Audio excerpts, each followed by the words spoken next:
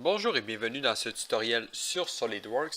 Dans ce tutoriel, je vais vous expliquer comment réorienter une pièce. Donc, je vais vous montrer deux façons de le faire. Donc, premièrement, euh,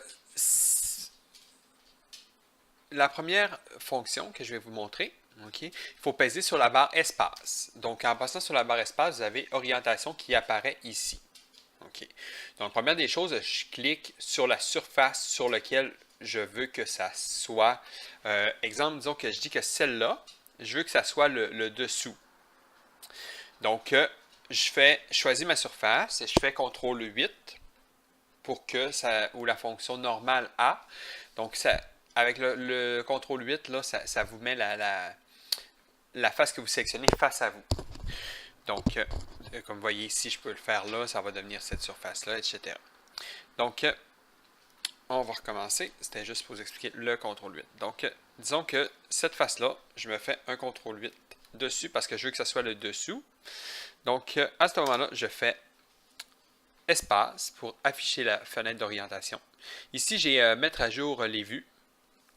Donc là, vous voyez, par défaut, il me dit ça, c'est la vue de dessus. Mais moi, je veux que ça soit la vue de dessous parce que ça a été mal orienté dès le départ. Donc, je clique ici. Puis là, il me demande sélectionner la vue sur laquelle vous voulez qu'elle soit orientée. Donc là, moi, au lieu d'être le dessus, je vais cliquer sur dessous. Donc, je fais ça ici. Parfait. Donc, après ça, quand je fais ma pièce en isométrique, elle a changé. Elle est rendue comme ça. Par contre, ça ne change pas les axes. OK? Vous voyez, mes axes sont un peu désorientés ici en bas. Donc, ça ne change pas du tout les axes. Mais c'est très pratique dans le cas d'une mise en plan. Okay? Disons que vous auriez été à l'envers. Bien là, ma vue isométrique serait orientée du bon sens.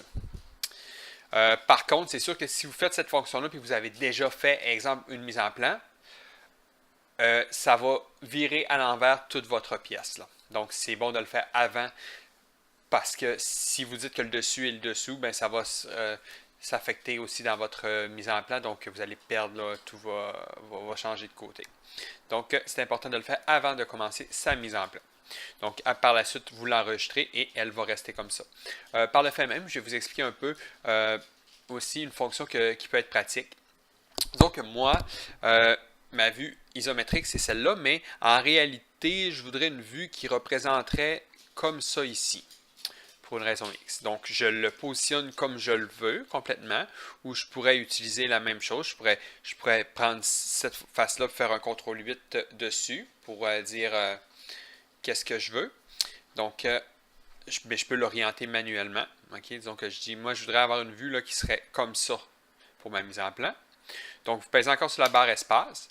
En dessous, vous avez ici, tantôt, où je vous ai expliqué que c'est mettre à jour les vues standards, vous avez créé une nouvelle vue ici. Donc là, je clique dessus. Il me demande comment je veux l'appeler. Donc, à ce moment-là, je peux l'appeler, disons, je vais l'appeler mise en plan. Donc, automatiquement, il va me créer cette vue-là. Donc, lorsque je retourne dans ma mise en plan, il y a une nouvelle vue qui va s'ajouter ici. Elle est là. Fait que j'ai, exemple, mes vues normales. Puis là, la vue mise en plan que j'ai mis, elle s'ajoute ici. Donc, ça peut être très pratique dans diverses fonctions. Là. Lorsque vous en avez besoin dans votre mise en plan, ça peut être très utile. Parfait. Donc, ça, c'est en ce qui concerne la première façon. Disons que là, je vais fermer le tout pour vous montrer la deuxième façon pour ne pas enregistrer là, ce que j'ai fait. Donc, disons que je réouvre mon tabouret. Donc, à ce moment-là, disons que je vais le réorienter autrement, mais je ne voudrais pas utiliser cette fonction-là. Je pourrais toujours aller dans la fonction bouger ou copier des corps. Okay. Au départ, si vous ne l'avez pas, parce que dans fonction, là, cette icône-là, donc vous pouvez toujours aller dans Outils, Personnaliser. Puis, lorsque vous arrivez dans votre barre de raccourci, vous choisissez Fonction, puis elle va être là.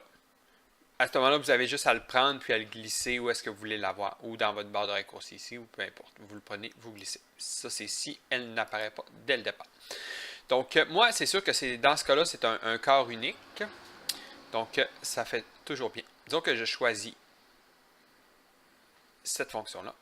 Ça m'affiche cette fenêtre-là. Après ça, vous allez utiliser des contraintes. Donc là, il me demande le corps à bouger. Comme vous voyez, il sélectionne tout. Donc là, il me dit ça. OK? Là, je peux dire, là, je peux lui mettre des contraintes comme je veux.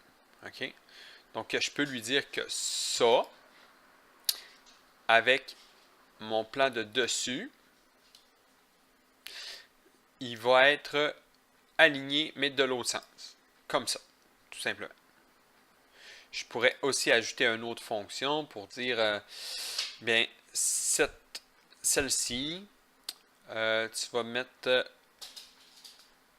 avec le plan de face, comme ça. Donc, puis je pourrais faire la même chose avec le plan de droite, exemple. C'est sûr que là, ça me fait des plans qui sont un peu mal positionnés, mais au moins, ma pièce, elle a changé de côté, puis elle est rendue comme je voulais.